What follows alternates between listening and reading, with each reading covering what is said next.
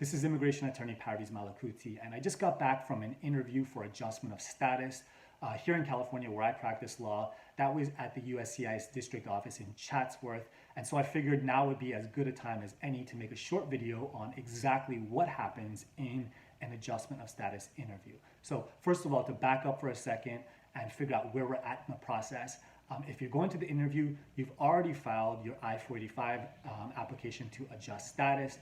You've received a biometrics notice, you've gone to biometrics, and then several months later, maybe even a year later, you receive a notice giving you an appointment for an interview. The notice sometimes will have documents that you have to bring with you. Of course, you should bring those documents with you. And then you show up at the USCIS district office on that day 15-20 minutes ahead of time at least. Okay, you use your appointment notice typically to get into the building, to get past security. And if you have an attorney, you meet your attorney either outside the building or inside the building in the waiting room. You check into a waiting room, okay?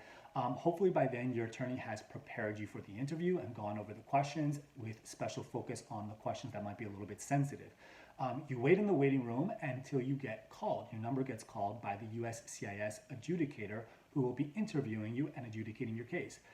When you're called, you stand up with your attorney, your interpreter if there's one there, potentially the petitioner, and you go into the USCIS adjudicator's office. You are entitled to sit next to your lawyer in the office. For some reason, this has become an issue between lawyers and USCIS officers. Not all the time, but sometimes. A lot of USCIS officers ask and sometimes even insist that a lawyer sit behind the client, and we as lawyers want to sit next to our client because it facilitates better participation in the interview and also makes the client feel more at ease. And so that has been a point of conflict in a lot of USCIS interviews, adjustment of status interviews. So anyway, you go into the office.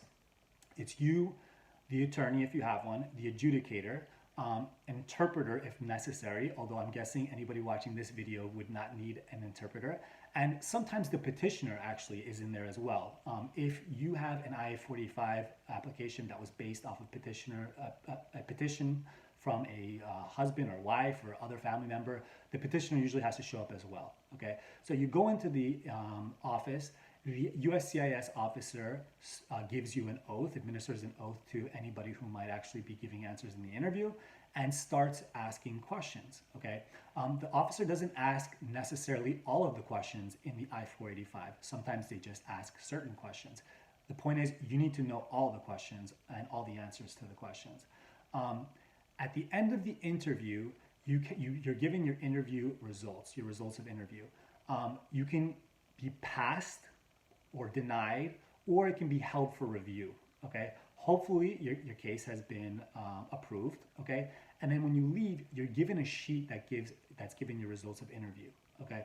If you have been approved, it will say usually on the sheet that you'll be mailed a green card, you'll be mailed the legal permanent resident card within a certain period of time.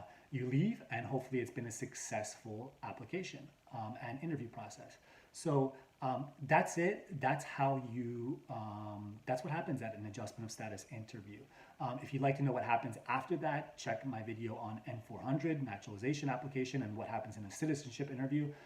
If you like these immigration videos, make sure to hit subscribe and continue watching my videos. Thank you.